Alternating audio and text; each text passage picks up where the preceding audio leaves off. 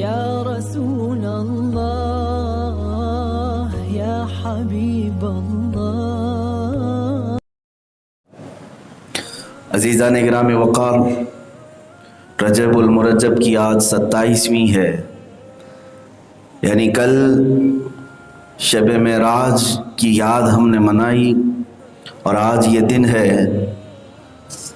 رسول کریم صلی اللہ تعالیٰ علیہ وسلم کی زندگی پاک میں معراج میرے آقا کا ایک معجزہ بھی ہے اور اللہ کا ایک بہت بڑا انعام ہے جو نبی کونین صلی اللہ تعالیٰ علیہ وسلم سے قبل نہ کسی کو ملا تھا نہ قیامت تک کسی کو ملے گا۔ وہ رسول پاک صلی اللہ تعالیٰ علیہ وسلم کو اعزاز کے ساتھ تکریم کے ساتھ آسمانوں پر بلایا گیا۔ واقع معراج بڑا تفصیلی ہے، آپ نے اس سے قبل سنا بھی ہوگا، پڑھا بھی ہوگا۔ چند باتیں اس سے ریلیٹڈ میں عرض کرتا ہوں۔ حضور پاک صلی اللہ تعالیٰ علیہ وسلم کا یہ سفر معراج جب میرے آقا صلی اللہ علیہ وسلم بیان فرما رہے تھے، مکہ مکرمہ میں صبح کا وقت تھا، حجر اسود کے قریب کھڑے ہو کر میرے آقا صلی اللہ علیہ وسلم معراج کا سفر بیان فرما رہے تھے۔ تو اس وقت وہاں مشرکین مکہ بھی تھے اور جو ایمان لائے ہوئے تھے وہ بھی موجود تھے، مومنی باہر سے آئے ہوئے قافلے بھی تھے تجارت کے۔ تقریباً مکہ میں 27 قبیلے ہوتے تھے، ان سب کے سردار وہاں موجود تھے۔ اتفاق سے سب کے سامنے میرے آقا صلی اللہ علیہ وسلم نے اپنے سفر معراج کو بیان کیا تو وہاں 2 جماعتیں ہو گئی۔ یہ توجہ سے سنیں اس بات کو، 2 گروپ ہو گئے۔ ایک نے حضور پاک صلی اللہ علیہ وسلم پر بغیر کسی چوں چرا کیے ہوئے ایمان قبول کیا، جس میں صدیق اکبر رضی اللہ تعالیٰ عنہ اور ان جیسے ایمان صفت لوگ تھے۔ انہوں نے فوراً کہا کہ اللہ کے نبی صلی اللہ علیہ وسلم نے اگر بیان کیا ہے تو یقیناً یہ حق ہے، سفر کو قبول کر لیا۔ ایک جماعت یہ ہوئی، اور ایک جماعت جس نے مکمل طور پر حضور کا انکار کیا وہ کافروں کی جماعت تھی۔ انہوں نے کہا یہ سب افواہ ہے، معاذ اللہ رب العالمین۔ میرے آقا صلی اللہ تعالیٰ علیہ وسلم پر انہوں نے افترا کیا، جھوٹ باندھا، بہت الگ الگ طرح کی باتیں کی۔ تو سمجھ میں آ گئی بات آپ کے کہ 2 جماعتیں ہو گئی، ایک پورے منکرین کی اور ایک پورے ایمان والوں کی۔ معراج کا واقعہ وہاں پر فرق کر دیا حق اور باطل کو۔ جو مانا وہ ایمان والا تھا، جو انکار کیا وہ کافر تھا۔ کافی زمانے تک یہی 2 جماعتیں رہی معراج کے واقعے کے لیے۔ یا تو مکمل کافر تھے جو حضور کے معراج کو نہیں مانتے تھے، یا تو مکمل مومن تھے جو حضور کی معراج کے ہر واقعے کو تسلیم کرتے تھے۔ بہت زمانے کے بعد اب حالات یہاں آئے کہ تیسری جماعت بھی پیدا ہو گئی۔ وہ 2 جماعتیں تھیں مکہ میں حضور کے معراج کے سفر کے اعلان کے وقت، ایک منکرین کی اور ایک مومنین کی۔ اب تیسری جماعت پیدا ہوئی، انہیں کیا کہا جائے؟ تیسری جماعت کا کہنا یہ ہے وہ ایمان تو رکھتے ہیں حضور صلی اللہ علیہ وسلم پر، رشتہ ان کا اسلام سے بھی ہے، لیکن معراج کا انکار بھی ہے۔ یہ تیسری جماعت ایسی ہے کہ مشرکین مکہ نے سفر معراج کا انکار کیا تو اس انکار کی وراثت لیے بیٹھے ہیں آج تک، اور پھر اپنے آپ کو مسلمان بھی کہتے ہیں، قرآن، اسلام اور رسول سے رشتہ بھی بتاتے ہیں۔ تو یہ تیسری جماعت کا مسئلہ بڑا ڈینجر ہے، نہ یہ ان میں ہے نہ یہ ان میں ہے۔ منکرین جو معراج کا انکار کر رہے تھے وہ کافر ہیں۔ اب میرے عزیزو، یہاں یہ تیسری جماعت کے متعلق مجھے بات بتانا ضروری ہو گیا کہ جنہوں نے یہ پروپیگنڈا پھیلایا کہ حضور صلی اللہ علیہ وسلم کا یہ معراج کا سفر یہ خواب کا تھا، حضور سوئے تھے، آرام کر رہے تھے، تو رب تعالیٰ نے انہیں یہ ساری زیارتیں کرا دیں آسمانوں کی، یہاں تک کہ جنت، دوزخ، عرش، کرسی، لوح، قلم، یہ سب میرے آقا صلی اللہ علیہ وسلم کو نیند کی حالت میں کرایا گیا۔ اس پر وہ اپنی کئی دلیلیں بھی لاتے ہیں، وقت ہوتا تو ہر دلیل کا میں رد بھی کرتا ہوں، جو چیزیں وہ پیش کرتے ہیں۔ عزیزان گرامی، سب سے پہلی بات حضور اکرم صلی اللہ علیہ وسلم کے سفر معراج کے لیے قرآن کی یہ آیت ہی کافی ہے جو ابھی میں نے خطبہ مسنونہ کے بعد تلاوت کی. سبحان الذی اسرا. سبحان الذی، سبحان کہتے کسے ہیں؟ سبحان کہتے ہیں ہر کمتر چیز اور ہر عیب سے پاک ذات کو، جس کے اندر عیب کا شائبہ بھی نہ ہو. سبحان اسے کہتے ہیں کہ جو ہر طرح کی چھوٹی چیزیں، کمتر چیزیں، عیب جس میں ہو ان سب سے پاک، اور جو بلند و بالا ہو اسے سبحان کہا جاتا ہے. اب مجھے بتائیے یہ لفظ اس وقت کہا جاتا ہے جب کوئی بہت بڑا کام ہوا ہو. بہت بڑا کام ہوا ہو تو اس وقت کیا کہا جاتا ہے؟ سبحان. ظاہر سی بات ہے آپ کے ہاں بھی رواج ہے، جب کوئی بہت اچھی چیز دیکھتے ہیں تو کیا کہتے ہیں؟ سبحان اللہ. سبحان اللہ کا لفظ بھی آپ کے ہاں معمول یہ بنا ہوا ہے. بہت اعلیٰ چیز کو اگر آپ دیکھتے ہیں تو کیا کہتے ہیں؟ سبحان اللہ. میرے عزیزو، رب تعالیٰ جب سبحان کے ذریعے سے حضور کے سفر کو بیان کر رہا ہے، ترجمہ سنیے. اللہ فرما رہا ہے پاک ہے وہ ذات جس نے اپنے بندے خاص کو سفر کرایا رات کے ایک حصے میں مسجد حرم سے مسجد اقصی تک. یہ ترجمہ ہے قرآن پاک کا. سبحان الذی اسرا بعبدہ. اب اس میں کئی لفظ ہیں جو حضور صلی اللہ علیہ وسلم کے جسمانی معراج کی دلیل ہیں. میں اسی پر آج گفتگو کر رہا ہوں. بس واقعہ بڑا تفصیلی ہے. صرف اور صرف یہ عقیدہ میں دینا چاہتا ہوں جن لوگوں نے یہ پروپیگنڈا پھیلایا کہ وہ سوتے ہوئے خواب میں گئے تھے، خواب میں آ گئے. اے میرے عزیز، خواب ہی کی بات ہوتی تو اتنا بڑا اس کو بیان نہیں کیا جاتا سبحان کہہ کر کے. اس کو تو یوں ہی بیان کر دیا جاتا. ارے خواب کی باتیں تو قرآن پاک میں آئی. ابراہیم علیہ السلام نے خواب دیکھا اپنے بیٹے کو ذبح کر رہے ہیں، وہاں پر کہیں سبحان کا لفظ نہیں آیا. حضرت ابراہیم علیہ السلام کے خواب کا تذکرہ ہے. حضرت یوسف علیہ السلام کے خواب کا تذکرہ ہے. یوسف علیہ السلام نے خواب دیکھا انی رأیت 11 کوکبا، کہ میں نے 11 ستاروں کو دیکھا ہے کہ وہ مجھے سجدہ کر رہے تھے. تو خواب کا وہاں پر بھی بیان ہے لیکن اس کو سبحان کے ذریعے سے بیان نہیں کیا گیا. لیکن رسول پاک کے سفر کو اللہ نے جب بیان کیا تو سبحان الذی کہہ کر اس کا مطلب ہوا کہ یہ حقیقت میں اتنا بڑا معاملہ تھا جس کی وجہ سے یہ کہا جا رہا ہے وہ بلند و بالا ذات ہے جس نے یہ سفر کرایا ہے. چھوٹی چیز کی نسبت کے وقت اس طرح کا بڑا جملہ نہیں کہا جاتا. یہ ایک لغوی بات ہے، لاجیکلی آپ سے کہہ رہا ہوں. دوسری اسی آیت میں ہے اسرا. اسرا یہ عربک ورڈ ہے. اسرا کا مطلب کیا ہے؟ یہ الاسرا سے ہے، چلنے کو کہتے ہیں. زمین پر چلنے کو کیا کہتے ہیں؟ اسرا. اب اس کو عربی میں ثلاثی مجرد بھی ہوتا ہے جس میں کہا جاتا ہے سریت من المسجد الحرام الی المسجد الاقصی، یعنی میں مسجد حرم سے مسجد اقصی تک چلا. سرا. اور اسرا کہتے ہیں چلانے کو، نیند میں نہیں، جسم کے ساتھ چلانے کو کیا کہتے ہیں؟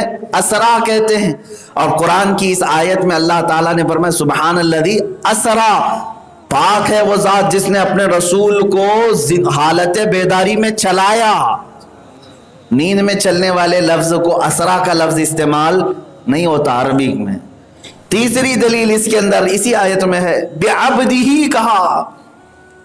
سبحان الذی اسرا بعبدہ. عبد کہتے ہیں بندے کو، یہ سب کو معلوم ہے. عبداللہ کا مطلب اللہ کا بندہ. عبد بندے کو کہتے ہیں. میرے عزیزو، بندہ کون ہے؟ بندے کے متعلق کہا گیا ہے کہ روح اور جسم دونوں سے مل کر کے بندہ ہے. اور خواب میں جانے والی جو باتیں ہوتی ہیں وہ صرف روح جاتی ہے، جسم نہیں جاتا. تو اگر خواب ہی میں حضور کو لے جایا گیا ہوتا تو قرآن میں ایسا آتا کہ پاک ہے وہ ذات جس نے اپنے بندے خاص کی روح کو سفر کرایا. بلکہ یہاں ذکر کیا ہے؟ اپنے بندے کو سفر کرایا. بندہ جسم کے ساتھ ہوتا ہے، صرف روح نہیں. عبد کا لفظ بھی یہ بتا رہا ہے کہ جسم کے ساتھ میرے آقا صلی اللہ تعالی علیہ وسلم تشریف لے گئے. میرے عزیزو، کئی دلائل موجود ہیں قرآن سے بھی اور احادیث رسول سے میرے آقا صلی اللہ تعالیٰ علیہ وسلم نے خود بیان بھی فرمایا ہے، لیکن جن کو انکار جن کی گٹھی میں لکھا ہوا ہے، اللہ انہیں ہدایت عطا کرے، ہم یہی دعا کر سکتے ہیں۔ باقی اگر اسی پر مصر رہے تو اللہ تعالیٰ کے ہاں قیامت کے دن وہ خائب و خاسر اٹھائے جائیں گے منکرین کے ساتھ۔ میرے مصطفیٰ کریم صلی اللہ تعالیٰ علیہ وسلم کی شان جس قدر بیان کی جائے وہ کم ہے۔ بعد از خدا بزرگ تو ہی قصہ مختصر، خدا کے بعد اگر کوئی مرتبہ ہے تو میرے مصطفیٰ کریم صلی اللہ علیہ وسلم کا ہے۔ الحمدللہ ہم عظمت مصطفیٰ صلی اللہ تعالیٰ علیہ وسلم کو بیان کرتے ہیں، کرتے رہیں گے انشاءاللہ۔ اور معراج کا سفر بھی میرے نبی کی عظمت بیان کرنے کے لیے ہے، یہ کوئی کہانی نہیں ہے، یہ کوئی کہانی اس طرح سے نہیں ہے کہ سنا کر کے لوگوں کو لوریاں سنائی جائیں، بلکہ یہاں رسول پاک کی عظمت اور رفعت بیان کرنا ہے کہ جہاں جبرائیل کی بھی رسائی ختم ہوتی ہے وہاں سے میرے مصطفیٰ کا سفر پھر آگے شروع ہوتا ہے۔ جبرائیل امین سید الملائکہ جن کی طاقت و قوت کا اندازہ نہیں کر سکو گے، یہاں تک کہ اگر وہ اپنی اصلی شکل میں ظاہر ہو جائیں تو فرمایا گیا کہ اگر وہ زمین پر یہاں کھڑے ہو جائیں تو آسمانوں پر ان کا سر ہوگا، اور ان کا ایک پر مشرق میں تو دوسرا پر مغرب میں ہوگا۔ اس قدر بڑی شکل جبرائیل علیہ السلام کو دی گئی۔ اور بھی بہت سارے ان کے متعلق، ان کے پر کتنے ہیں، ہزاروں کے پر انہیں دیے گئے ہیں جبرائیل امین کو، اور ان کی سرعت رفتار اس کا کوئی حساب نہیں۔ سرعت رفتار کا مطلب تیزی، کس قدر وہ تیزی سے آتے ہیں اور جاتے ہیں دنیا میں۔ اس کی صرف ایک ایگزامپل میں اگر آپ کو بتا دوں، رسول کریم حضرت ابراہیم خلیل اللہ علیہ السلام نے جب اپنے بیٹے اسماعیل علیہ السلام کو ذبح کرنے کے لیے لٹایا تھا، گردن پر چھری رکھ دی تھی۔ اب سوچیں آپ، گردن پر چھری ہے اور چھری سے گردن کے کٹنے میں کتنا وقت لگے گا؟ یوں ہاتھ گھمانا ہے، نہ وہاں منٹ کا وقت لگے گا نہ ہی سیکنڈوں کا۔ لیکن ابراہیم علیہ السلام نے چھری رکھی اپنے بیٹے کے گردن پر اور ابھی آگے گھمانا چاہتے تھے، اس سے قبل اللہ کا حکم آیا جبرائیل کو کہ جنت سے دمبا لے لو اور لے کر کے جاؤ، اسماعیل کو ہٹاؤ اور اس کو رکھو۔ اتنے ہی وقت میں آپ نے جنت سے دمبا بھی لیا اور سفر کر کے نیچے آئے بھی اور اسماعیل علیہ السلام کو ہٹایا بھی اور رکھا بھی۔ یہ جبرائیل امین علیہ السلام کی سرعت رفتار۔ دوسری ایک روایت یہ ملتی ہے، یوسف علیہ السلام کو ان کے بھائیوں نے کنویں میں پھینکا، کنویں میں ڈالا تھا، تو جب بھائیوں نے اوپر سے گرایا یوسف علیہ السلام کو، کنواں بہت لمبا نہیں تھا، چھوٹا سا تھا، پرانا کنواں تھا۔ یوسف علیہ السلام کنویں کے منہ سے لے کر پانی تک آنے میں کتنا وقت لگ رہا ہوگا؟ ارے بھاری جسم جب آتا ہے تو شاید سیکنڈوں میں نیچے آ جائے گا، لیکن اللہ کا حکم ہوا جبرائیل علیہ السلام کو کہ یوسف کو ان کے بھائیوں نے گرا دیا ہے، گرانے والے نہیں، گرا دیا ہے، دھکیل دیے ہیں۔ اے جبرائیل، ان کے پانی میں پہنچنے سے پہلے انہیں تھام لو۔ جبرائیل علیہ السلام یوسف علیہ السلام کے کنویں میں پانی پر پہنچنے سے پہلے پہنچے ہوئے تھے۔ وہ کس قدر تیز رفتاری ہوگی۔ ابراہیم علیہ السلام کو آگ میں ڈالا نمرود نے، منجنیق سے پھینک دیا گیا تھا، وہ ایک بہت بڑی جیسے آج توپ ہوتی ہے، توپ سے ڈالا جا رہا ہے اور پھینک دیا گیا۔ آگ میں پہنچنے کے لیے شاید چند سیکنڈ لگے ہوں، لیکن اللہ کا حکم ہوا ہے جبرائیل آگ میں پہنچنے سے پہلے میرے خلیل کے پاس پہنچو، وہ پہنچ گئے۔ تو جو جبرائیل علیہ السلام کی سرعت رفتار ہمارے عقل و دماغ میں نہیں آ رہی، ان کی سرعت رفتار بھی سدرۃ المنتہا پر جا کر ختم ہو گئی اور کہا اب مصطفیٰ یہاں سے آپ کی سرعت رفتار ہے۔ جہاں جبرائیل کی طاقت ختم ہو جائے میرے مصطفیٰ کی طاقت کی ابتدا ہے۔ عزیزان گرامی، پھر ہم کہتے ہیں اسی وجہ سے جس کو بازوئے دو عالم کی پرواہ نہ ہو، اور ایسے بازوؤں کی طاقت پہ لاکھوں سلام۔ مصطفیٰ کریم صلی اللہ تعالیٰ علیہ وسلم کی طاقت و قوت کے متعلق لوگ اعتراضات کرتے ہیں، وہ عام انسان ہیں، عام بشر تھے۔ ان کے حضور اکرم صلی اللہ تعالیٰ علیہ وسلم کے متعلق جس طرح کے جملے آج کے کچھ ایسے دو ٹانگ کے جانوروں نے کہا کہ وہ بازار میں گھومتے پھرتے تھے, کھاتے پیتے تھے, اسی طرح رہتے تھے. نادانو, تم نے حضور کے صرف ظاہر کو دیکھا. اگر عام انسان تھے تو جاؤ پہلے آسمان کا سفر کر کے دکھاؤ, سارے گرو گھنٹالوں کو لے لو اور اڑ کے دکھاؤ. ناسا, خلائی, اسپیس پر جانے والے آج تک جا جا کر کے تھک چکے, لیکن نہ یہ ابھی تک آسمانوں کا پتہ لگا سکے, نہ ہی ستاروں کی کھوج لگا سکے. یہاں تک کہ سائنٹسٹ بھی ابھی یہ کہتے ہیں کہ جو ستارے ہیں, یعنی آسمان میں جو ستارے ہیں, ان کے متعلق کہتے ہیں 50 بلین ہیں. یہ ایک اٹکل پچھو ہے, اندازے سے مارا ہوا ہے. 50 بلین ہے جو ہماری سمجھ میں آ گئے, جتنے ہم کو نظر آ گئے یا کیلکولیشن میں آ گئے. اور وہ کہتے ہیں پورے گیلیکسی کا جو حصہ ہمیں سمجھ میں آیا ہے وہ 40% ہے. ابھی 60% تو ہمیں پتہ ہی نہیں ہے کہ اس کے آگے ہے کیا. آج پوری طاقتیں جہاں پر ستاروں کی کھوج نہ لگا سکیں, میرے مصطفیٰ صلی اللہ علیہ وسلم کے قدمائے ناز ان سب سے ورا ہو کر گئے. اور کوئی غیب کیا تم سے نہا ہو بھلا, جب نہ خدا ہی چھپا تم پہ کروڑوں درود. مصطفیٰ کریم صلی اللہ علیہ وسلم کی شان ہی بیان کرنی ہے. میرے عزیزوں, معراج کا سفر بھی واقعہ سنانے کے لیے نہیں بلکہ حضور کی عظمت بیان کرنے کے لیے. اور مسلمانوں, آپ سب کے لیے بھی یہ بات یاد رکھیں, قرآن کہتا ہے ہم نے اے رسول آپ کو یہ سفر کرایا ہے اس لیے کہ لوگوں کو آزمائیں. لوگوں کی آزمائش ہے اس میں. کس بات کی آزمائش ہے؟ کہ دیکھا جائے کہ یہ رسول کے اس سفر کو تسلیم کرتے ہیں یا پھر چوں چرا کرتے ہیں. ایسا کیسے ویسا کیسے؟ تو پھر سمجھ لو کہ وہ مسلمان ہی نہیں جو اس میں کھود کھود کر کے پوچھتا ہو, جہاں اس کی عقل کا استعمال کرتا ہو. ایمان تو اسے کہتے ہیں جو صدیق اکبر نے پیش کیا تھا.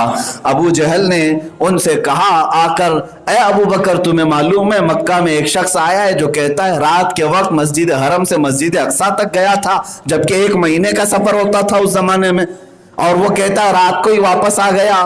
ابو بکر صدیق ابھی حضور کی بارگاہ میں پہنچے نہیں تھے, وہ باہر سے آ رہے تھے, بیچ راستے میں ملاقات ہوئی تھی. تو حضرت ابو بکر نے کہا ایسا کیسے ہو سکتا ہے, ایک رات میں کوئی بیت المقدس جائے اور واپس آئے.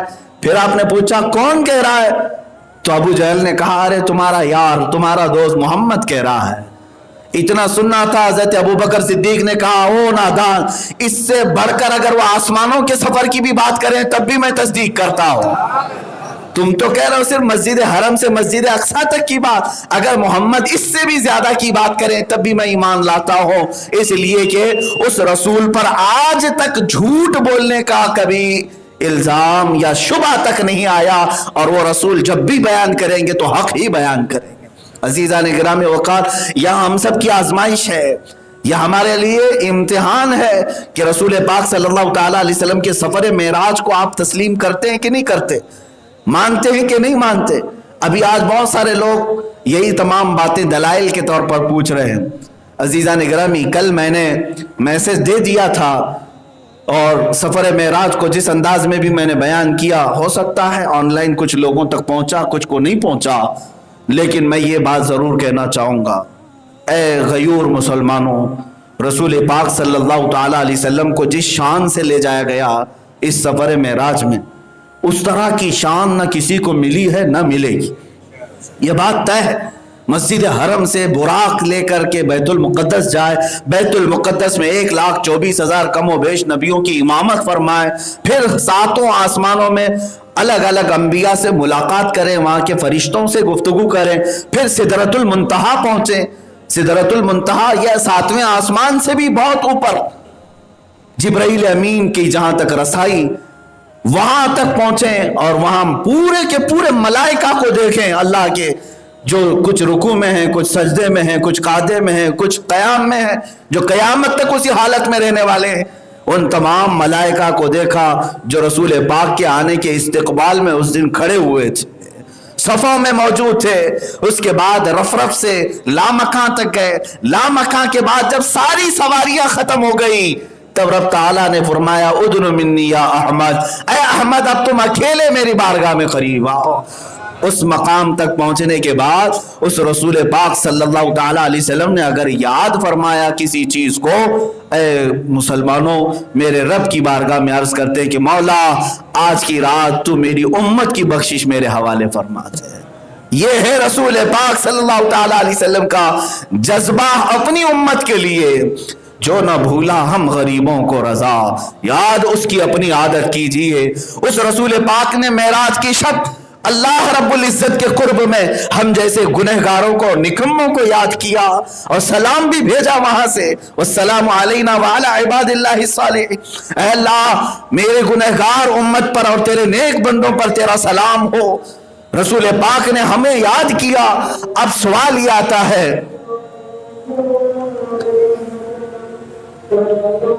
اذان ہو رہی ہے،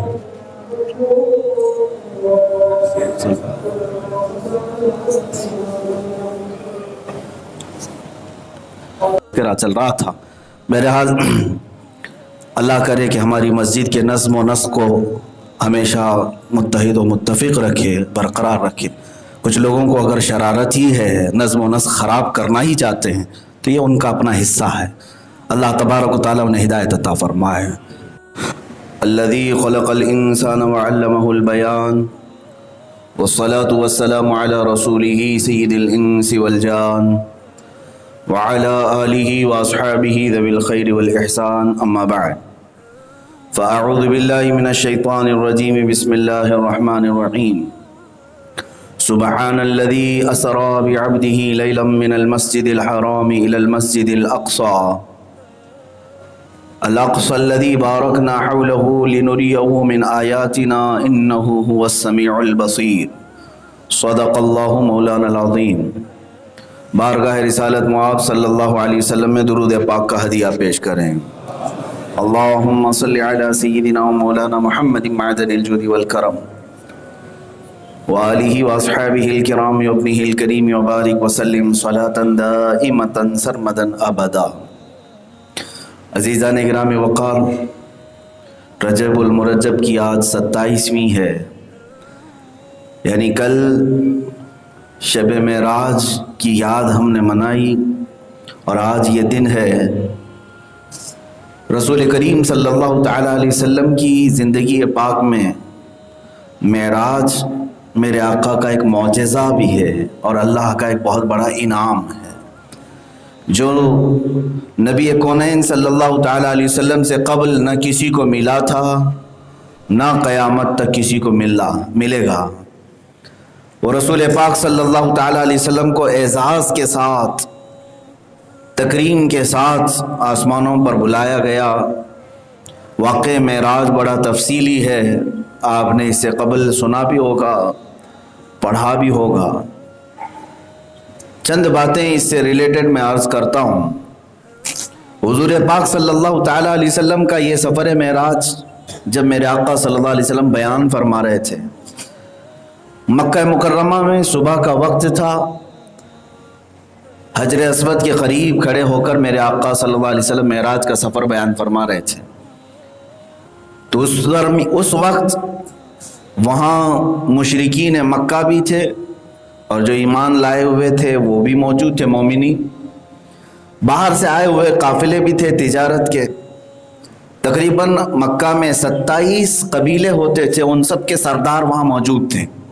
اتفاق سے سب کے سامنے میرے آقا صلی اللہ علیہ وسلم نے اپنے سفر معراج کو بیان کیا، تو وہاں 2 جماعتیں ہو گئی۔ یہ توجہ سے سنیں اس بات کو، 2 گروپ ہو گئے۔ ایک نے حضور پاک صلی اللہ علیہ وسلم پر بغیر کسی چوں چرا کیے ہوئے ایمان قبول کیا، جس میں صدیق اکبر رضی اللہ تعالیٰ عنہ اور ان جیسے ایمان صفت لوگ تھے۔ انہوں نے فوراً کہا کہ اللہ کے نبی صلی اللہ علیہ وسلم نے اگر بیان کیا ہے تو یقیناً یہ حق ہے، سفر کو قبول کر لیا۔ ایک جماعت یہ ہوئی، اور ایک جماعت جس نے مکمل طور پر حضور کا انکار کیا، وہ کافروں کی جماعت تھی۔ انہوں نے کہا یہ سب افواہ ہے، معاذ اللہ رب العالمین۔ میرے آقا صلی اللہ تعالیٰ علیہ وسلم پر انہوں نے افترا کیا، جھوٹ باندھا، بہت الگ الگ طرح کی باتیں کی۔ تو سمجھ میں آ گئی بات آپ کے کہ 2 جماعتیں ہو گئی۔ ایک پورے منکرین کی اور ایک پورے ایمان والوں کی۔ معراج کا واقعہ وہاں پر فرق کر دیا حق اور باطل کو، جو مانا وہ ایمان والا تھا، جو انکار کیا وہ کافر تھا۔ کافی زمانے تک یہی دو جماعتیں رہی معراج کے واقعے کے لیے، یا تو مکمل کافر تھے جو حضور کے معراج کو نہیں مانتے تھے، یا تو مکمل مومن تھے جو حضور کی معراج کے ہر واقعے کو تسلیم کرتے تھے۔ بہت زمانے کے بعد اب حالات یہاں آئے کہ تیسری جماعت بھی پیدا ہو گئی۔ وہ دو جماعتیں تھیں مکہ میں حضور کے معراج کے سفر کے اعلان کے وقت، ایک منکرین کی اور ایک مومنین کی۔ اب تیسری جماعت پیدا ہوئی، انہیں کیا کہا جائے؟ تیسری جماعت کا کہنا یہ ہے وہ ایمان تو رکھتے ہیں حضور صلی اللہ علیہ وسلم پر، رشتہ ان کا اسلام سے بھی ہے، لیکن معراج کا انکار بھی ہے۔ یہ تیسری جماعت ایسی ہے کہ مشرکین مکہ نے سفر معراج کا انکار کیا تو اس انکار کی وراثت لیے بیٹھے ہیں آج تک، اور پھر اپنے آپ کو مسلمان بھی کہتے ہیں، قرآن، اسلام اور رسول سے رشتہ بھی بتاتے ہیں۔ تو یہ تیسری جماعت کا مسئلہ بڑا ڈینجر ہے، نہ یہ ان میں ہے نہ یہ ان میں ہے۔ منکرین جو معراج کا انکار کر رہے تھے وہ کافر ہیں۔ اب میرے عزیزو، یہاں یہ تیسری جماعت کے متعلق مجھے بات بتانا ضروری ہو گیا کہ جنہوں نے یہ پروپیگنڈا پھیلایا کہ حضور صلی اللہ علیہ وسلم کا یہ معراج کا سفر یہ خواب کا تھا، حضور سوئے تھے، آرام کر رہے تھے، تو رب تعالیٰ نے انہیں یہ ساری زیارتیں کرا دی آسمانوں کی، یہاں تک کہ جنت، دوزخ، عرش، کرسی، لوح، قلم، یہ سب میرے آقا صلی اللہ علیہ وسلم کو نیند کی حالت میں کرایا گیا۔ اس پر وہ اپنی کئی دلیلیں بھی لاتے ہیں، وقت ہوتا تو ہر دلیل کا میں رد بھی کرتا، جو چیزیں وہ پیش کرتے ہیں۔ عزیزان گرامی، سب سے پہلی بات، حضور اکرم صلی اللہ علیہ وسلم کے سفر معراج کے لیے قرآن کی یہ آیت ہی کافی ہے، جو ابھی میں نے خطبہ مسنونہ کے بعد تلاوت کی، سبحان الذی اسرا، سبحان الذی، سبحان کہتے کسے ہیں؟ سبحان کہتے ہیں ہر کمتر چیز اور ہر عیب سے پاک ذات کو، جس کے اندر عیب کا شائبہ بھی نہ ہو۔ سبحان اسے کہتے ہیں کہ جو ہر طرح کی چھوٹی چیزیں، کمتر چیزیں، عیب جس میں ہو ان سب سے پاک، اور جو بلند و بالا ہو اسے سبحان کہا جاتا ہے۔ اب مجھے بتائیے، یہ لفظ اس وقت کہا جاتا ہے جب کوئی بہت بڑا کام ہوا ہو، بہت بڑا کام ہوا ہو تو اس وقت کیا کہا جاتا ہے؟ سبحان۔ ظاہر سی بات ہے آپ کے ہاں بھی رواج ہے، جب کوئی بہت اچھی چیز دیکھتے ہیں تو کیا کہتے ہیں؟ سبحان اللہ۔ سبحان اللہ کا لفظ بھی آپ کے ہاں معمول یہ بنا ہوا ہے، بہت اعلیٰ چیز کو اگر آپ دیکھتے ہیں تو کیا کہتے ہیں؟ سبحان اللہ۔ میرے عزیزو، رب تعالیٰ جب سبحان کے ذریعے سے حضور کے سفر کو بیان کر رہا ہے، ترجمہ سنیے، اللہ فرما رہا ہے، پاک ہے وہ ذات جس نے اپنے بندے خاص کو سفر کرایا رات کے ایک حصے میں مسجد حرم سے مسجد اقصی تک۔ یہ ترجمہ ہے قرآن پاک کا، سبحان الذی اسرا بعبدہ۔ اب اس میں کئی لفظ ہیں جو حضور صلی اللہ علیہ وسلم کے جسمانی معراج کی دلیل ہے، میں اسی پر آج گفتگو کر رہا ہوں۔ بس واقعہ بڑا تفصیلی ہے، صرف اور صرف یہ عقیدہ میں دینا چاہتا ہوں جن لوگوں نے یہ پروپیگنڈا پھیلایا کہ وہ سوتے ہوئے خواب میں گئے تھے، خواب میں آ گئے۔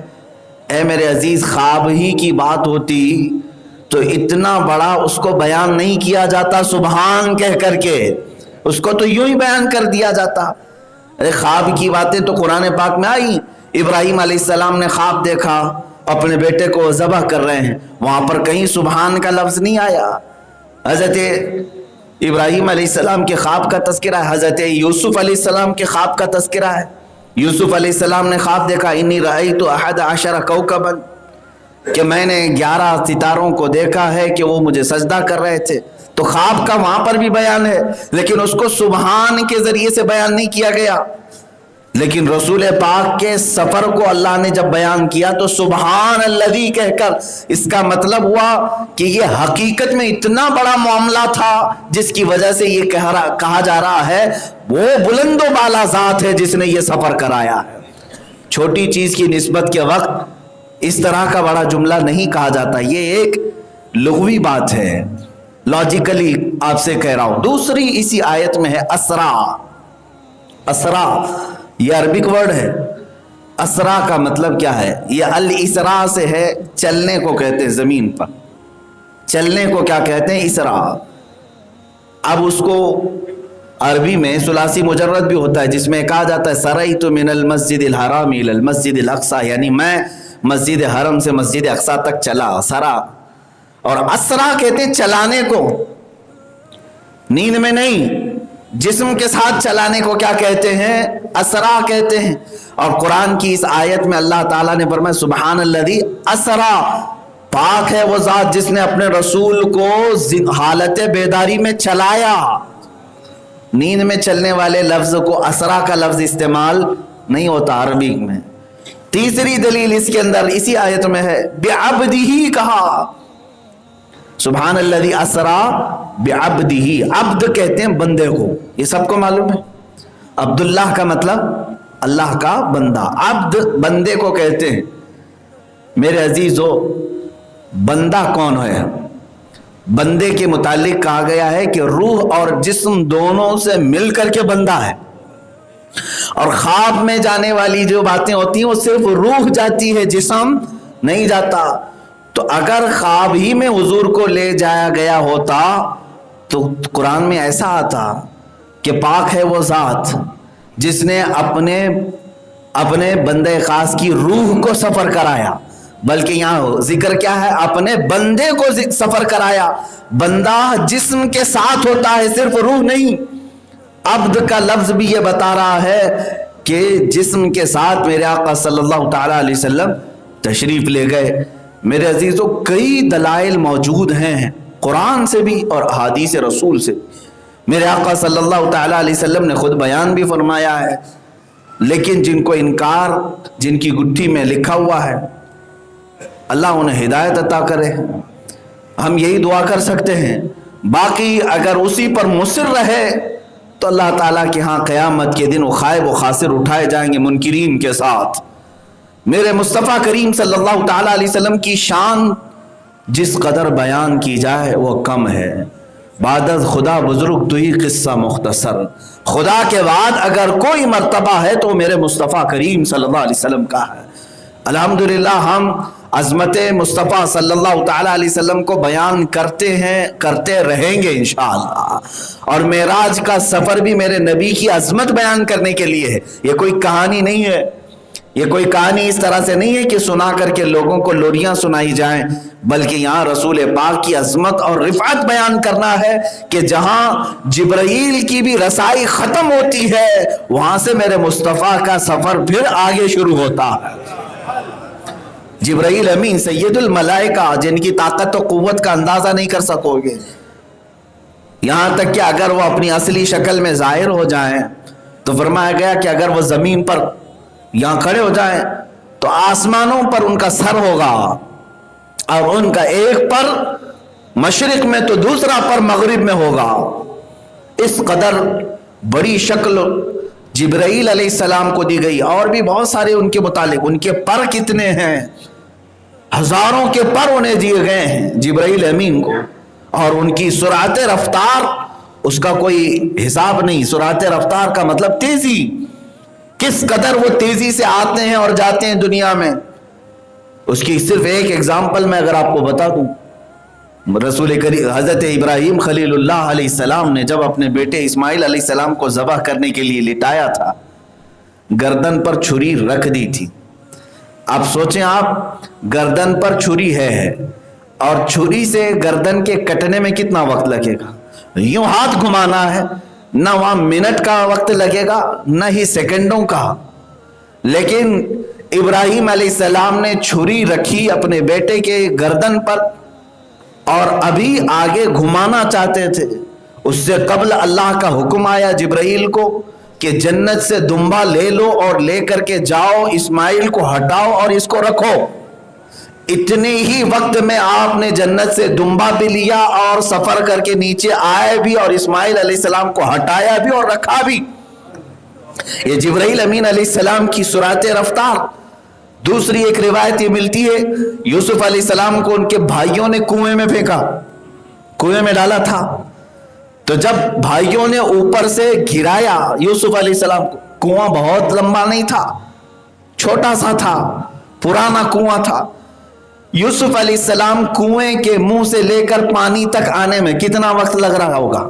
अरे भारी जिस्म जब आता है तो शायद सेकंडों में नीचे आ जाएगा, लेकिन अल्लाह का हुक्म हुआ जिब्राइल अलैहिस्सलाम को कि यूसुफ को उनके भाइयों ने गिरा दिया है, गिराने वाले नहीं, गिरा दिया है, धकेल दिए हैं।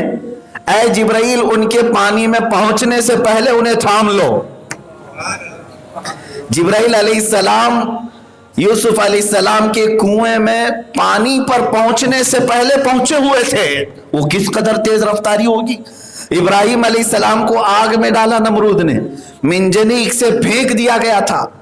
वो एक बहुत बड़ी, जैसे आज तोप होती है, तोप से डाला जा रहा है और फेंक दिया गया। आग में पहुंचने के लिए शायद चंद सेकंड लगे हों, लेकिन अल्लाह का हुक्म हुआ है जिब्राइल, आग में पहुंचने से पहले मेरे खलील के पास पहुंचो। वो पहुंच गए। तो जो जिब्राइल अलैहिस्सलाम की सुराते रफ्तार हमारे अक्ल दिमाग में नहीं आ रही, उनकी सुराते रफ्तार भी सिदरतुल मुंतहा पर जाकर खत्म हो गई और कहा अब मुस्तफा यहां से आपकी सुराते रफ्तार है। जहां जिब्राइल की ताकत खत्म हो जाए, मेरे मुस्तफा की ताकत की इब्तिदा है। अजीज़ान गिरामी, फिर हम कहते हैं इसी वजह से जिसको बाजुए दो आलम की परवाह न हो और ऐसे बाजुओं की ताकत पे लाखों सलाम। मुस्तफ़ा करीम सल्लल्लाहु तआला अलैहि वसल्लम की ताकत और कुव्वत के मुतालिक लोग एतराज़ात करते हैं। वो आम इंसान है, आम बशर थे।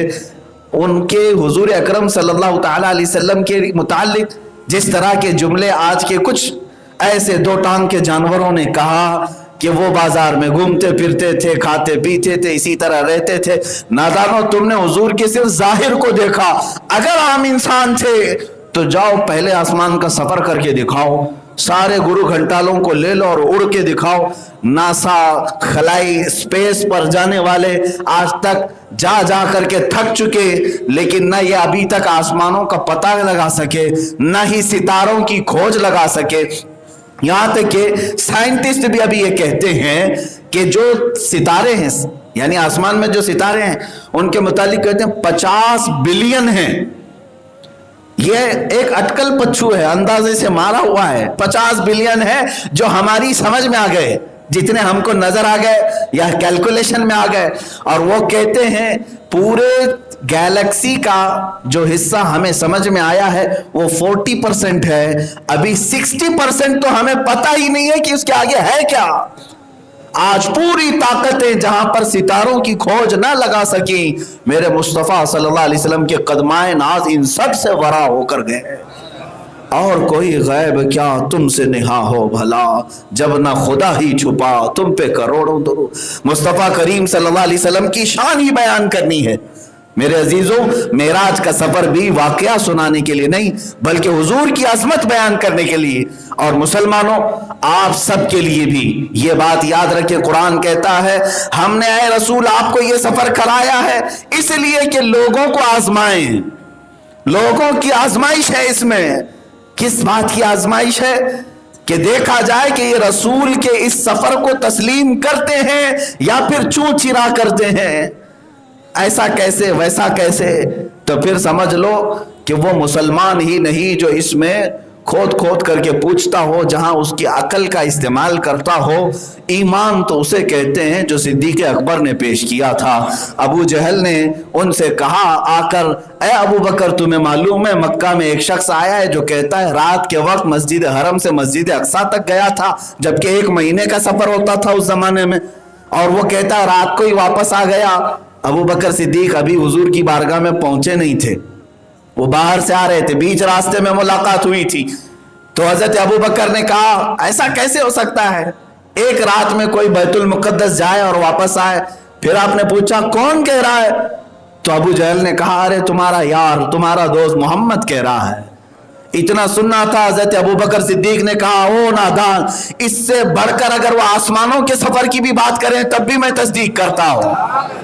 تم تو کہہ رہے ہو صرف مسجد حرم سے مسجد اقصی تک کی بات، اگر محمد اس سے بھی زیادہ کی بات کریں تب بھی میں ایمان لاتا ہوں، اس لیے کہ اس رسول پر آج تک جھوٹ بولنے کا کبھی الزام یا شبہ تک نہیں آیا، اور وہ رسول جب بھی بیان کریں گے تو حق ہی بیان کریں گے۔ عزیزان گرامی وقار، یہاں ہم سب کی آزمائش ہے، یہ ہمارے لیے امتحان ہے کہ رسول پاک صلی اللہ تعالیٰ علیہ وسلم کے سفر معراج کو آپ تسلیم کرتے ہیں کہ نہیں کرتے، مانتے ہیں کہ نہیں مانتے؟ ابھی آج بہت سارے لوگ یہی تمام باتیں دلائل کے طور پر پوچھ رہے ہیں۔ عزیزان گرامی، کل میں نے میسج دے دیا تھا، اور سفر معراج کو جس انداز میں بھی میں نے بیان کیا، ہو سکتا ہے آن لائن کچھ لوگوں تک پہنچا، کچھ کو نہیں پہنچا، لیکن میں یہ بات ضرور کہنا چاہوں گا، اے غیور مسلمانوں، رسول پاک صلی اللہ تعالیٰ علیہ وسلم کو جس شان سے لے جایا گیا اس سفر معراج میں، اس طرح کی شان نہ کسی کو ملی ہے نہ ملے گی، یہ بات طے ہے۔ مسجد حرم سے براق لے کر کے بیت المقدس جائے، بیت المقدس میں 1,24,000 کم و بیش نبیوں کی امامت فرمائے، پھر ساتوں آسمانوں میں الگ الگ انبیاء سے ملاقات کریں، وہاں کے فرشتوں سے گفتگو کریں، پھر سدرۃ المنتہا پہنچیں۔